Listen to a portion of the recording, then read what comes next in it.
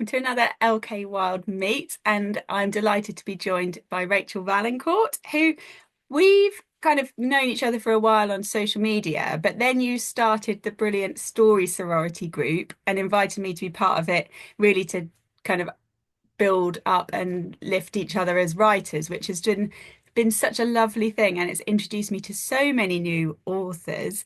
But this is about you. So would you like to introduce yourself and maybe tell us a bit about your books? I've also just read Every Night Has a Dawn, which I think is the first.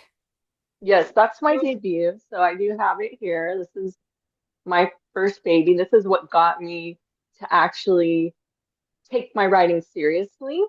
And I had always, my name is Rachel Valencourt, and I'm from California. I live in San Diego County. So that's kind of like my background.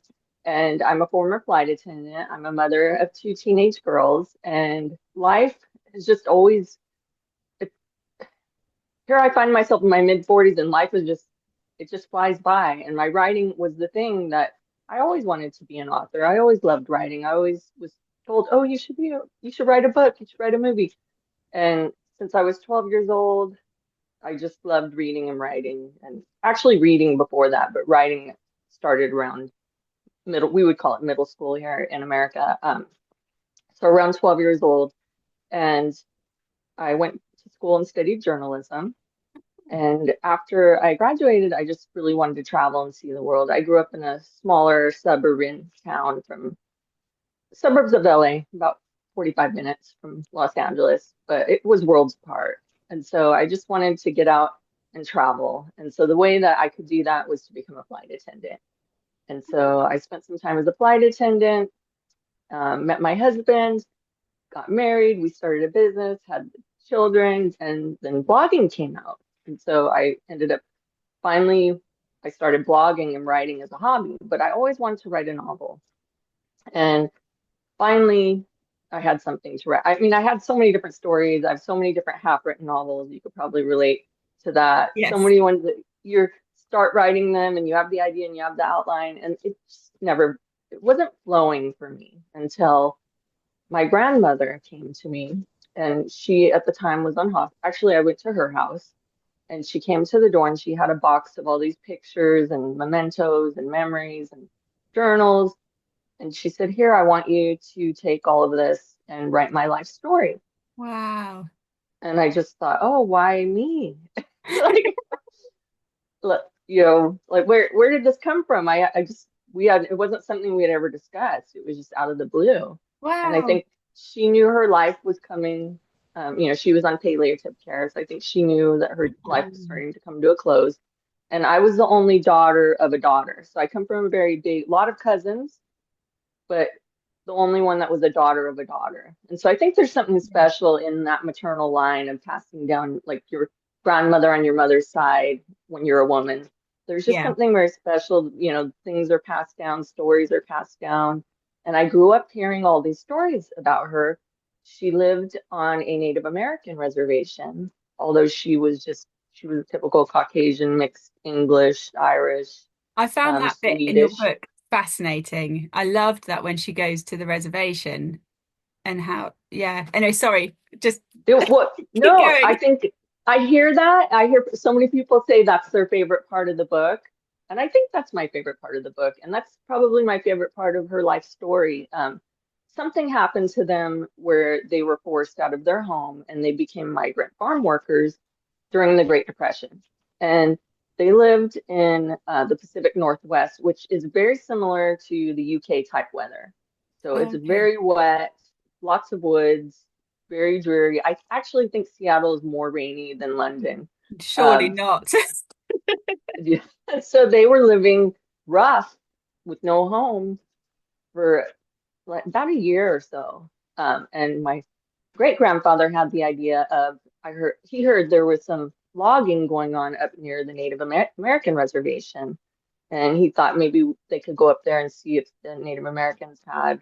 It was the Makah tribe, and they were going to go and meet with the chief and see if the Makah tribe had some lodgings or somewhere. They lived in like rough kind of cabin type buildings at that time. Before that, I think they were in longhouses, but they had started getting more to the Western style. Oh, I'm losing my earbud.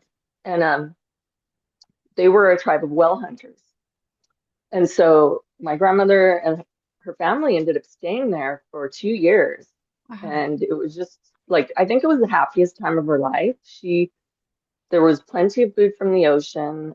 They hunted, they grew things, they learned to forage from the tribe.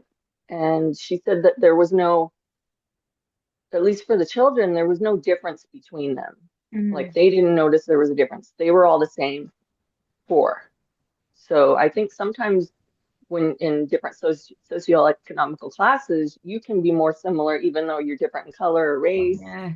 or traditions. If you're poor, you're poor. You have your lifestyle might be more similar to people of different races that are in the same, you know. So I just thought that was interesting how that was the happiest time of her life. And she didn't realize they were in the Great Depression or even know what that was until years later. And just Wow. how I thought it was beautiful how this tribe of people wasn't always treated the best by Western, you know, settlers and the white man, but Yeah. they still took my grandmother's family in, and they didn't have any problems for 2 years, and they lived harmoniously. Did she ever And get to go back there? so I always wanted to take her back, and it's quite an arduous journey. I Ah, finally went back. She didn't go back after she left, and once you fly to Seattle, it's about a 3 hour drive on the roads today right. to get to this Wow. point. It's the northernmost point of the United States, Wow. um, of the continental United States. So before you get into Canada, it's the last little area that you reach. Wow. And, and so you can imagine in the 1920s how hard that was for the family to get to. If it takes us 3 hours driving in today's vehicles on today's roads, you can imagine what it was like for them Mm, in those 1920s type vehicles. yeah. Um, and I did go back 2 years ago in the spring because I thought I always wanted to go. How she would talk about it, I always really wanted to take her. And then as time went on and she got older, it got more difficult. And then finally, she passed away and I wasn't able to do it. But I did take my daughters and my husband, and we went. And I was very surprised at how remote it still was. Mm, It's still very remote. There's only one grocery store. wow. There were a handful of restaurants, but most of them were closed because it was out of season. So some of the restaurants only open up starting like towards the end of spring. Okay. And it's just a very beautiful, magical place where the woods and the cliffs and the rugged beauty meets the ocean. And it was very like a very surreal experience to go there. Most of the buildings had been built in like the 60s and 70s, but there was one building it's called Tatoosh Island. There's a lighthouse, and that lighthouse would have been the one thing that still stood from the era of when my grandmother actually lived there. So I got to look upon a structure that, she had looked upon, you know, it's 100 almost 100 years now. Wow. So yeah, it was just when she asked me to write it, I just said, okay, like I'm gonna do it. This is Somebody believes in me now. And I think Yeah. sometimes it just takes that one outside person to believe in you and help you believe in yourself. So I'm Did you get, forever grateful did she ever for get that. to read any of your writing? So interestingly enough, I did finish half of the book and she got to read it. And I was interviewing her the whole time. So I had her notes and I had her pictures, and I'd go home and I'd write a few pages and I'd have questions. And then the next week I would go back and I would interview her and ask her, well, how did you get from, Selah, Washington to here? And what was that like? What was it like to pick cotton, when you were 5 years old? Yeah. What was it like the first time starting school when you'd never been to school before? So I got to ask her all of those questions. So it is based on her life story, but I did fictionalize it because she passed away while I was halfway through writing it. And so I had to once that happened, I had to start relying more on what I thought most logically happened. But there's another little thing in here that we haven't talked about, and that is while I was writing this and this was happening, I had a DNA surprise on Ancestry.com that involved my grandmother. So I don't want to give it away as a spoiler, but that that's more what the second half of the book is about, where the first half is her younger life, Yeah. and then the second half is like her adult life. And I just thought it was very interesting because my mother later on, when I started writing this, I was writing it all as one book, but it was too long. To tell this whole story was too long. So I broke it into three books. This one's based on my mother's life, and it's called Twilight's Hidden Truth. And this one's set more in the 1970s and 80s. But my mother had repeated a lot of the things that happened in my grandmother's life. Oh, wow. Even though she didn't know some of the mistakes and some of the things that my grandmother struggled through as an adult, my mother repeated them. Oh my And gosh. so I just thought it was so interesting how, even though we don't know things and mistakes, and I think the older generation didn't always want to talk about, No. if they did something that, you know, at that time was seen as frowned upon, they didn't Mm. always want to talk to it, speak on it with their children. But my mother was different. My mother had me, she was only 16 years old. And my mother was always very open about here's the mistakes I've made in life, and you're not going to be on that path. And so I thought that was very interesting how she kind of broke that. You know, I guess they call it family trauma or family curses, Yeah. or there's a lot of talk of things like that.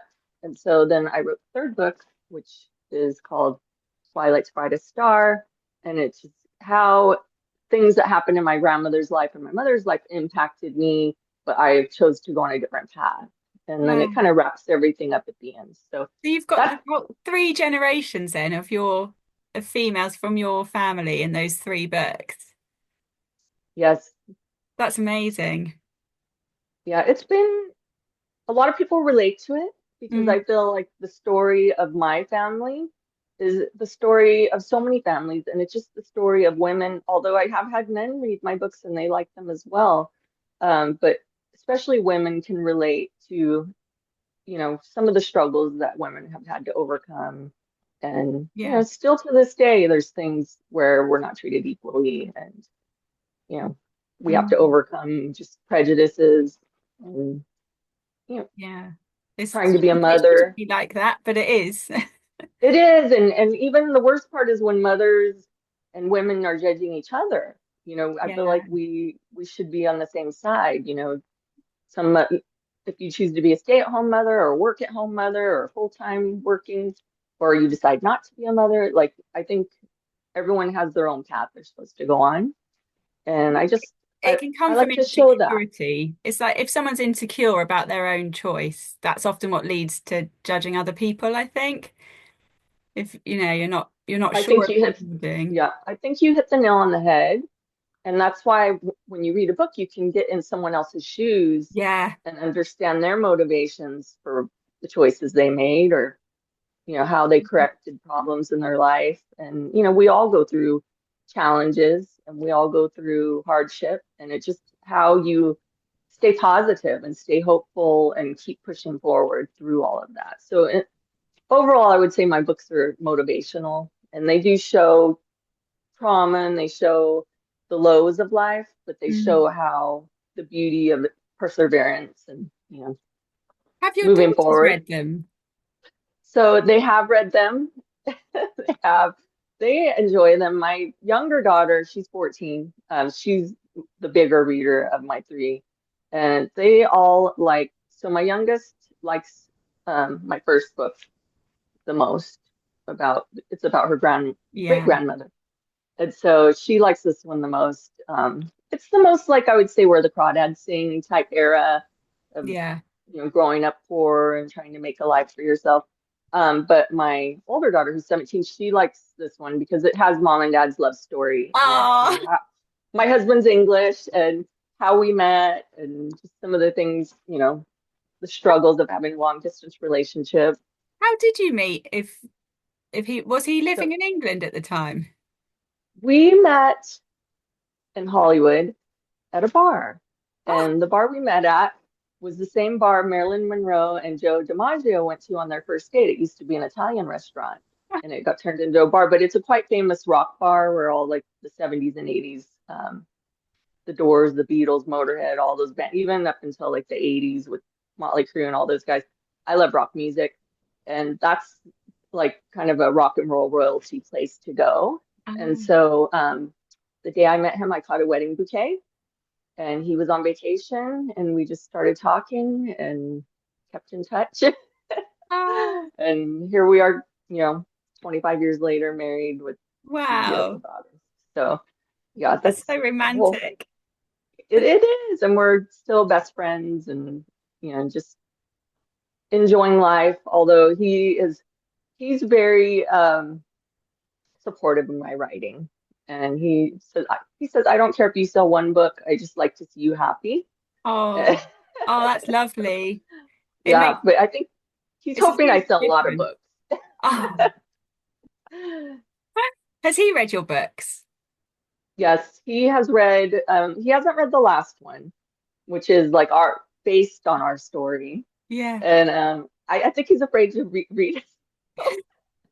So my dad hasn't read my second book, and the second book has a character based on him. My dad Um, hasn't read that one. I think maybe it's too close to home, or yeah. knowing that this person is based on you, like maybe you're nervous you're going to read something you don't like, or but all of my books have most of the people in my books have passed away when I started writing them. And then as I Mm, start getting into more current times, I talked to everybody that was going to be in the book, said, hey, maybe you want to read this part before, am I remembering it right? Or do you not like how I did something?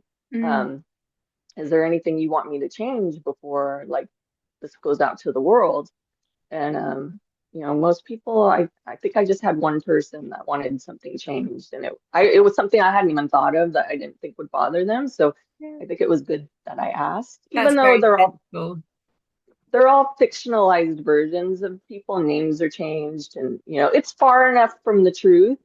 So the arc of the story is the same, but it's far enough from the truth that no one would pick out who each person is or anything like Okay. that.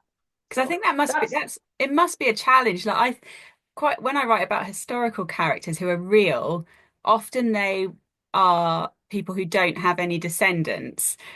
Probably, and it's never been a conscious choice, but I think there must be part of my brain that thinks there's no relatives that could get upset at how you've portrayed this person. So it must be really hard when you are writing about re even if it's fictionalized, people who are still alive. But have they all responded quite well? I guess you've given that distance by I fictionalized. have um, a few people that just through the history of my family history, um, a few of the people that I thought I was most worried, I was hoping they wouldn't even read my books, have been some of the most supportive people. And Oh, so it's really been nothing but I think that you can feel, and I hope, you can attest to this, when you're reading the books, even though maybe there's questionable choices made or somebody's not put in a good light, I think that the love for the person mm, and the situation they're in shows through in the book yeah. because I really love a complicated character. I love that in movies. I love that in books I read. I don't think there is just this person's perfect and they do everything right and it's all sunshines and rainbows. Like we all make mistakes and Mm, it's part of growing. If you're not making mistakes, yeah. you're not growing. And so I think that love is shown in the books, and that's why maybe people haven't been mad at me or they're just not telling me. No, I think yeah, the characters are very warm and you can yeah, there's nothing to dislike about them. You can understand why they've done what they've done. I think Hmm. you did it very sensitively. I think it's yeah, it's good that they've everyone has approved. Yes. I mean, I think when I was writing the books, I had more family members say, "Oh, why do you want to do this?" Or, like, shouldn't you just leave things alone? I had more of that when I was writing them. Yeah. But when they came out, it's just been nothing but positive reaction. So I'm really pleased about that. And the reason I had to do it was I couldn't not do it. Like my grandmother asked me to do it. Mm. it was just when you have inspired writing or something, anyone creative can tell you when you have, I had a bee in my bonnet for this. Like I was waking up at 3 in the morning, lightning bolts shooting out of my fingers. I was so inspired, especially with the first book, that I just couldn't hold myself back from writing it. That's an And incredible feeling. I think that's not, and it's not, I haven't found that with every book. Some books, it's mm-mm, real, you have to really push yourself. And then when you get one that's like that, that you just can't stop, it's just the best feeling in the world. it was so it was magic, and I had that for about a year. And Oh, that's why my books came out so close together because I for a year I was so inspired and it just flowed out of me like I bled into these books. oh, And and it got less and less with as I'm going, but now I've grown as a writer in other ways. And so, it compensates. I mean, you've written like how many, 20 books or so? not quite. 12. 12. Okay. Yeah. So you have a dozen books under your belt and you grow with each book. Mm. Things change. It might not be as fresh as the first one, but then other things are easier because And they're you've they're all exercised. they're different. I find every single experience of writing a book is different. However many times you've done it before, it's I've never had one experience that's been the same as the next. And there's different things that are easier and harder as well. So you might have like an amazing like initial idea and can't wait to get going and then run out of steam, or I'll really struggle with one and then halfway through I suddenly it clicks. And then so it's Hmm. yeah. But that's what makes it interesting, isn't it? That each time you're tackling a new story, it's something completely fresh. And even if it's part of a series, you're getting something new every time. So it's a very interesting job to have.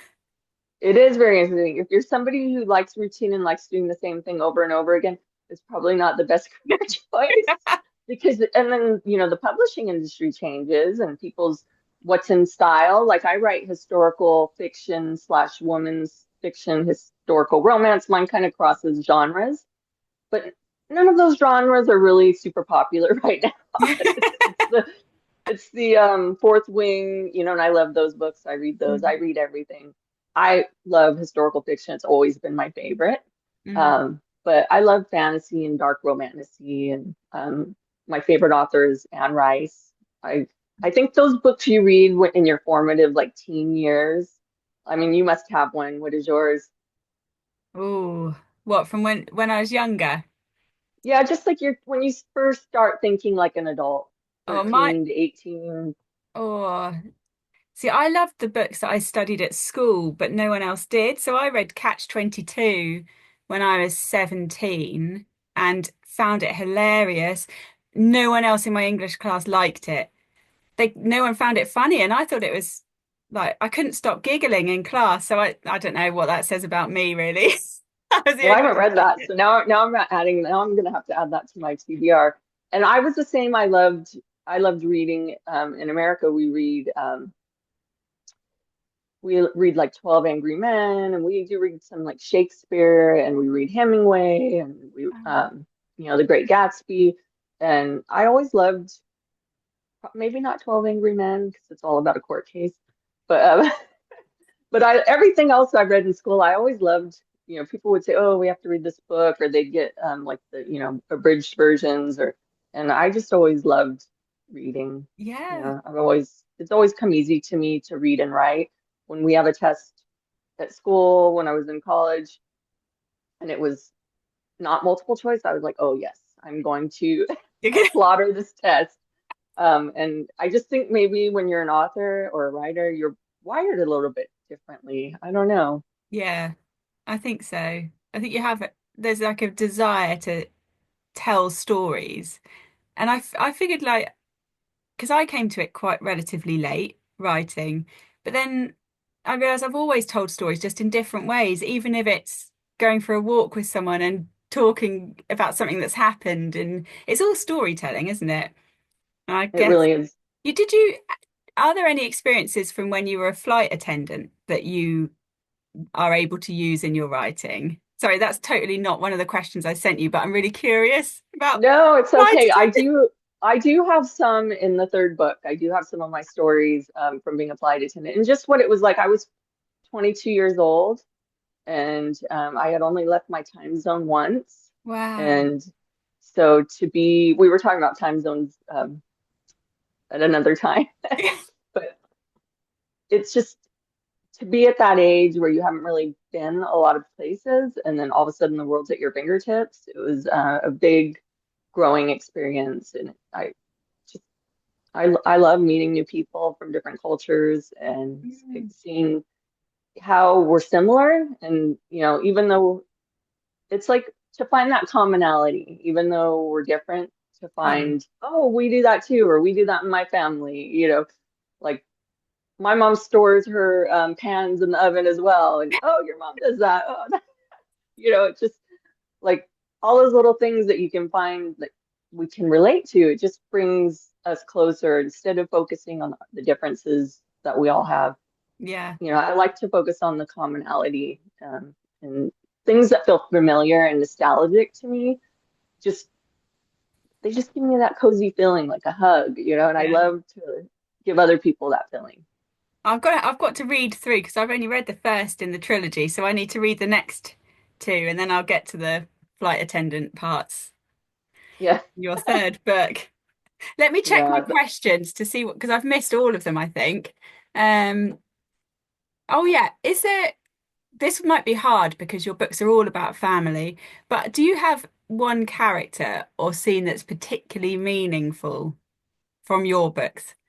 Oh, so the first book about my grandmother, um, she's probably my favorite character to write. Her name's Dawn, and just the stories that she told me growing up. Um, there was one time where I was at her house. She lived across the street over the road, and I was looking through her mail, and she had asked me to get it for her. And I was looking through it, and it had a whole different name on the mail. It was addressed to this whole other name. And I said, "Well, who's this person?" And she goes, "Oh, that's my name." And I was like, "But my grandmother went by the name June." I said, "Your name's June." And she said, "Well, yeah, yes, that's my middle name. My first name, her first name was Nellie." And I said, "Well, why do you go by June?" She said, "Oh, I didn't like Nellie. It just sounded like, my apologies to anyone named Nellie." But she said it sounded like an old farm horse or, just like she thought it sounded like a frumpy name. And so she liked the name June better. And so I wrote that in the book. Like there's a lot of little things like that in the book. That's just the kind of person my grandmother was. She was very feisty. She drove a cherry red Mustang when she was 80 years old. Wow. And she was just a very like bigger than life person. And I just thought it was so interesting, like how she was like that in the era when she grew up. Her mother couldn't even vote for president. Mm, So how did my grandmother become such like this powerhouse of a woman? yeah. Um, and going back and learning her history and how everything was about keeping the family together, it kind of explained a lot of things later on in life for her. So it's a very meaningful book to me, and I love people coming back to me and telling me, "Oh, it sounds just like my grandmother," or "This reminded me of times with my grandmother and stories from our family." And so I love that kind of interaction with my readers. It must have been such a gift in a way, so close to the end of her life, to have that time to be able to talk and share, like for her to share her memories with you. Did you find it brought you closer? We were always very close. Hmm. I think maybe at that time in life, I was around 40 and I had daughters of my own. And I think it brought me closer to her in a different way. Mm. And seeing her from a different perspective as a woman that had wants and desires and was young. And she had this laugh where it was just so big and husky. And when she would laugh and act like that, I could just see the younger person she once was. And a funny little thing recently, I was porting over, I changed.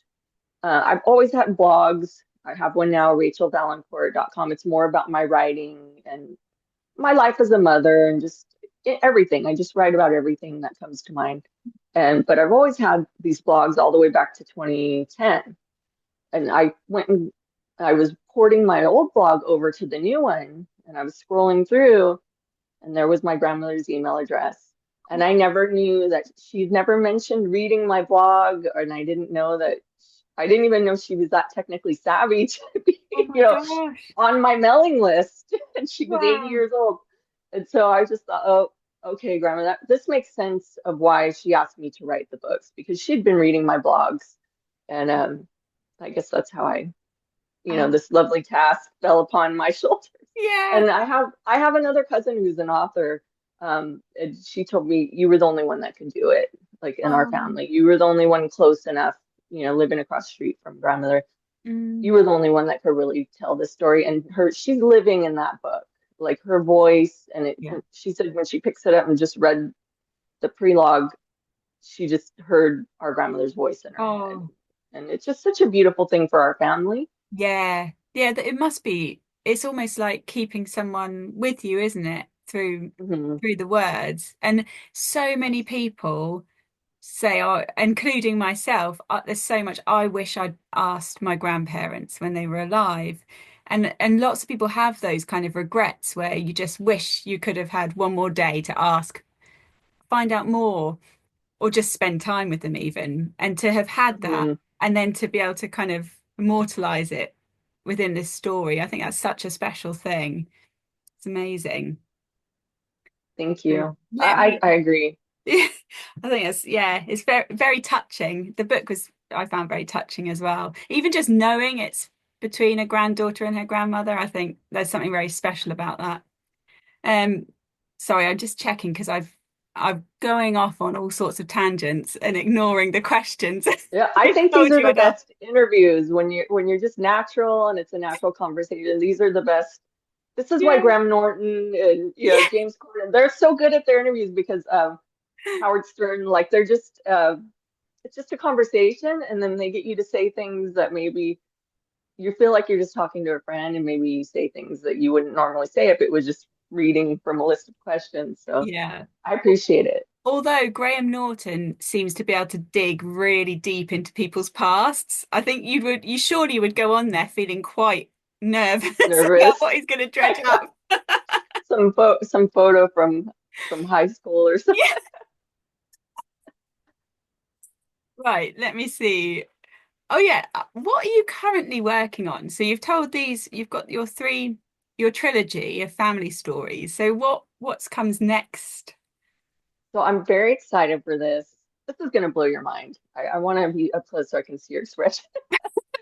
So when I was writing my grandmother's story, I was doing a lot of research in the family tree because it talks a lot about her uncles. And so doing my family tree, I found this person who was like a third great grandmother in colonial times, and they're named Captivity. And that's exactly what I was like, captivity. Like that is there's a story there. Like my journalism, training came in and I just thought, okay, I need to research this person. And so this person was born in captivity. Her mother had been kidnapped by Native Americans in colonial times and trekked up to Canada, and she was pregnant when she was kidnapped. And this Ah, person was born in captivity. And as I was digging, this story inspired James Fenimore Cooper, who wrote The Last of the Mohicans. oh, So it's not the same story that he wrote, but he used a lot of these eyewitness accounts. This is a very documented historical kidnapping. wow. And it was like 20 people were kidnapped from a colony in Massachusetts. And so I thought, okay, this is going to be a prequel because this is on the same side as my grandmother June. Oh wow. It's like her great great grandmother's daughter. So it's like her great great aunt. And Okay. I always get confused by the great Oh great yeah. like a Me third great too. aunt of hers. And so I'm writing that now, and there's a lot of research involved in this one because Mm, with my other books, I could just have an interview with somebody and write the mm, book, but this is all going back through historical documents and doing a lot of research. So this one's a little slower going, mm. but I'm enjoying it, and I think it's going to be my best book yet. I can't wait. That sounds absolutely fascinating story. And Wow. the title is Captive Before Dawn. Ah, oh, I love that. I love how it ties in with all the others then. That's Right. So brilliant. it's in the same world, but it's just, about 150 years before my first book takes place. But it kind of explains these women in this family and how there's certain things that are passed down, certain strengths are passed down. And I think it could be possibly from what these women went through and being kidnapped and having to survive. I think when you go through something like that, you're going to prepare your children and your daughters Yeah. to be strong in this world, and then and so on and so forth down the line. Mm, yeah. Oh wow. I can't wait for that one. That will go on my, as soon as it's out, it'll go on my TBR.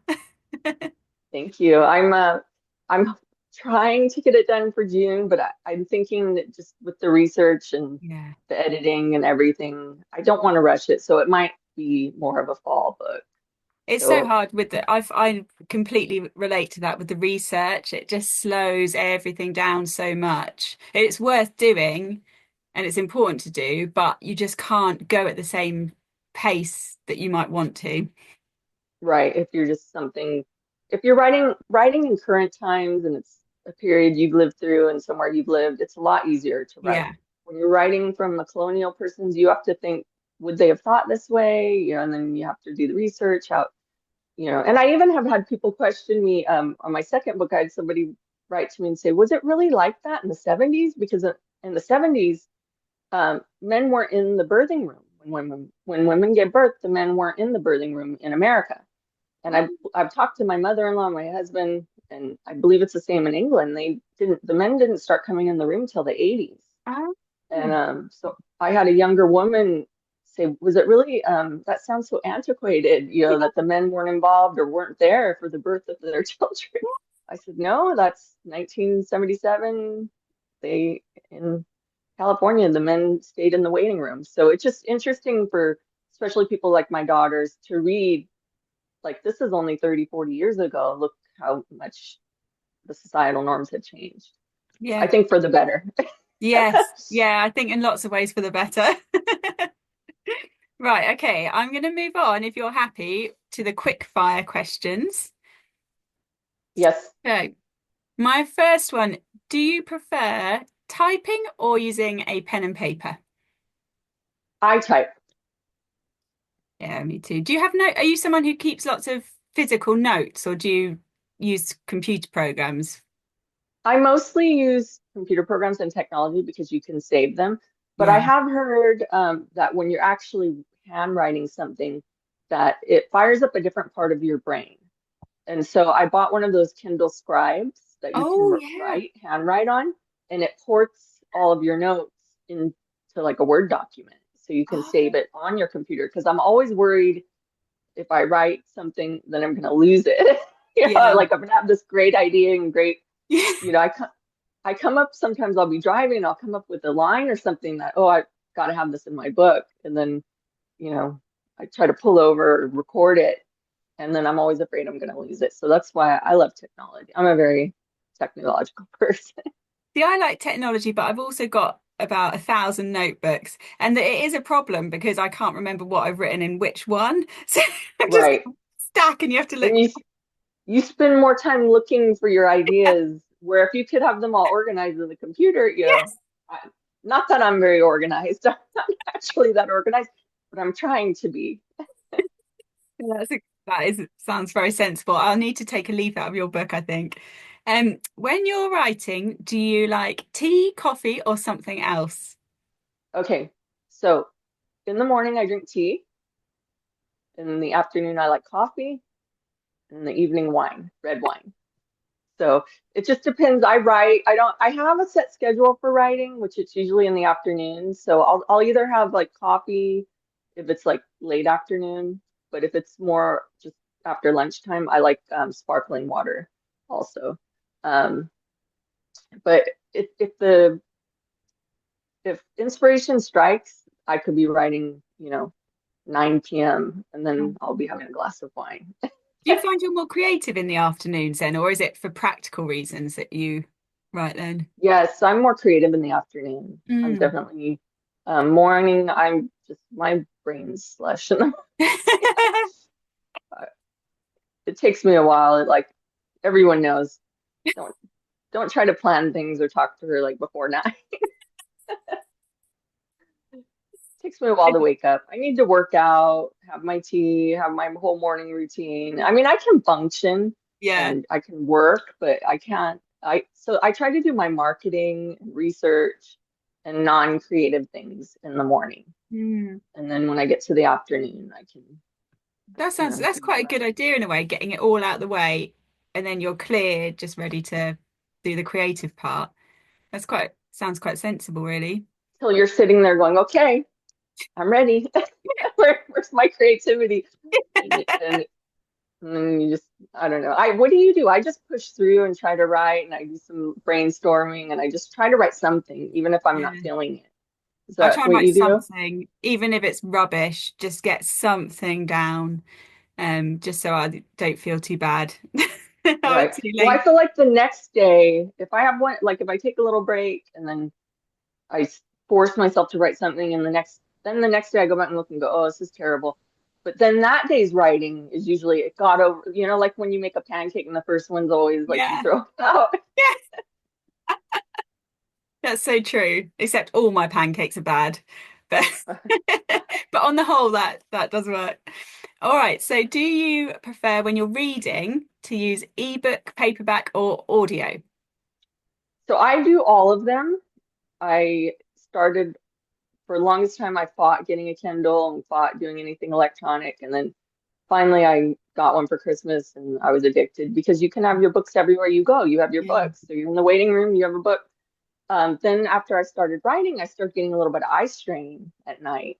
And so I switched over. I thought, oh, okay, I'll try audiobooks, even though that wasn't really, I found it harder to picture and get that movie going in my head with Mm. audiobooks. But now I can. Now I tend to go more towards audiobooks so I can save my eyes for my writing and, you know, all the computer and screen time that we have. That's a really good idea, actually. I didn't even think of that. But yeah. And this week, because I've had really bad headaches, I haven't been able to physically really look at a screen.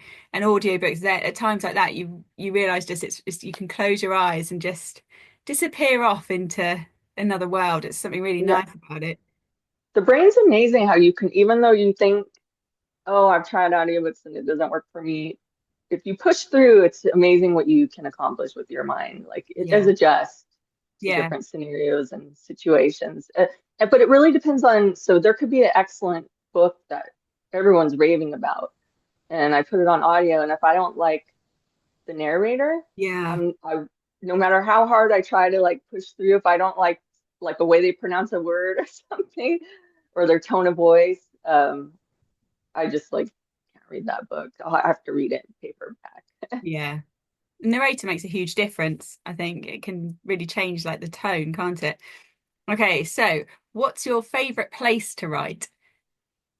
So I write in my kitchen mostly, and I have an incredible skill to tune out chaos and just be like focused, even though, like lots going on. Certain days, my daughters, they're homeschooled certain days. So they go to school certain days of the week, and then certain days they're at home.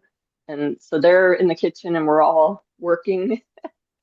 And they're asking me questions. I'm so focused on the writing. Like they have to come over and, you know, throw something at me or tap me on the shoulder to get my attention. Like I can really focus Wow. despite noise and chaos going around me. So I don't know if that's a gift or I think it an is. obsession. Yeah, no, I think it's But good. if I get stuck, I have a cafe that I like to go to that has an outdoor area and they have Wi-Fi and it's kind of hilly, just a really pretty and horse country.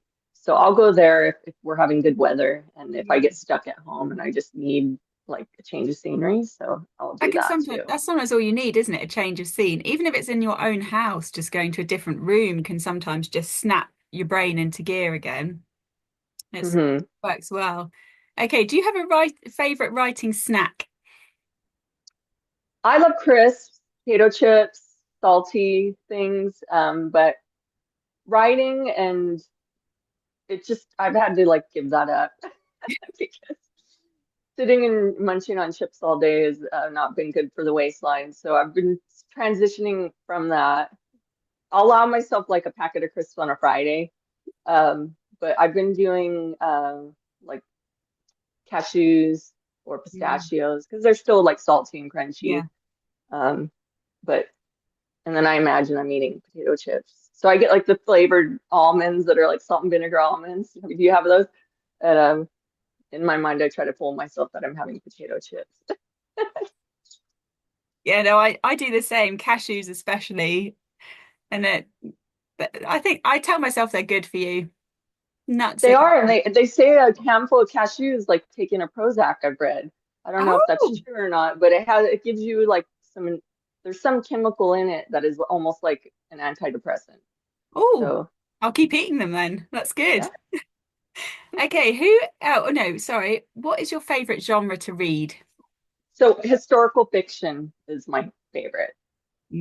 So yeah, you It's do. what I love to read, love to write, and but I read all genres. Right now, I'm reading a biography by Cher, Oh, oh, that'll be interesting. and it's an audiobook, and it's narrated partially by her. Like each chapter is half her voice, and then she has an actress doing the other half because I think it was hard on her voice to like read the whole book for the Yeah, audiobook. The lady that they hired sounds like her, and it's really good. I'm enjoying it.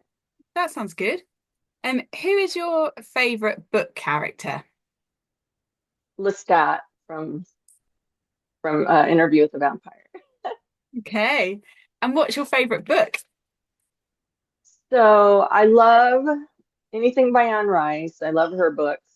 It's easier for me to narrow it down to an author because I Yeah. just love so many books.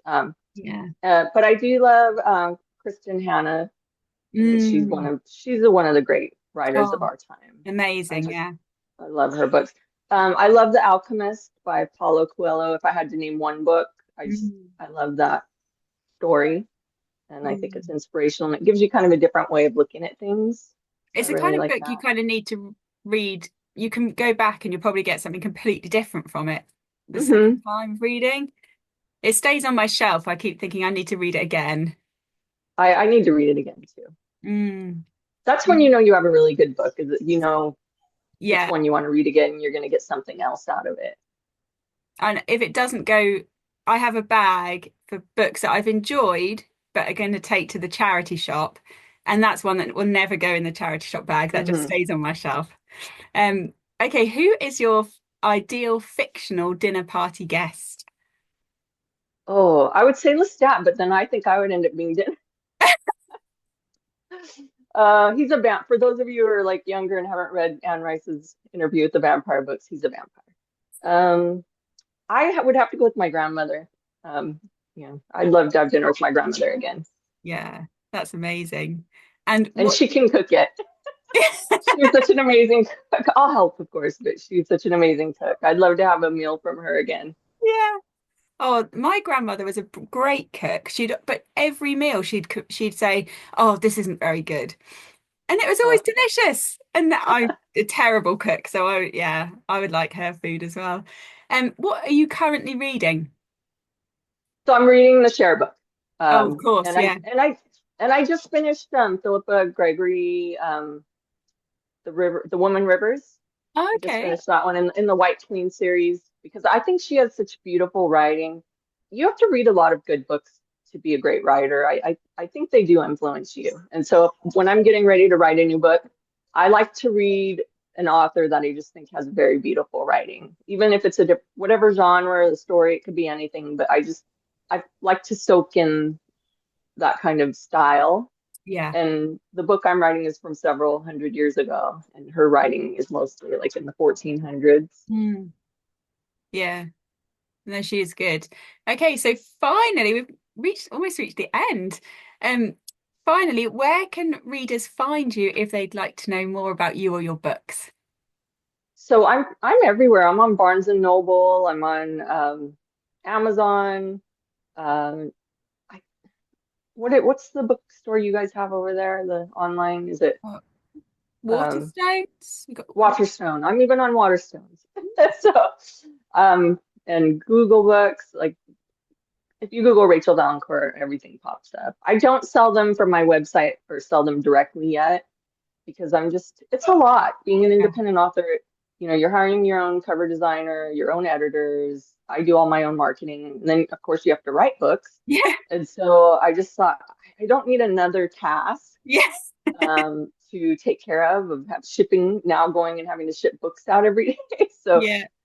even though I know it's a smart decision to sell from your own site, It's, it's it's a just lot not, of work.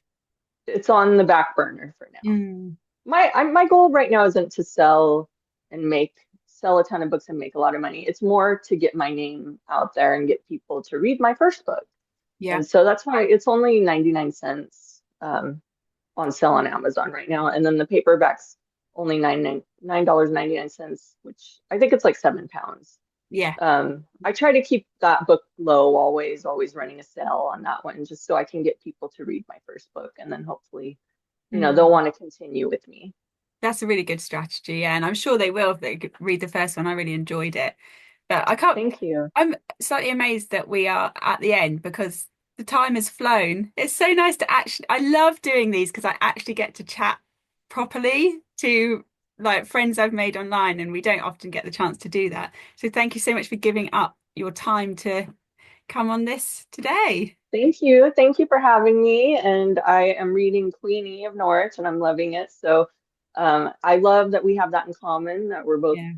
are writing about a strong female ancestor of ours that I'm sure have influenced, whether we knew them or we didn't know them, that person's influenced our life.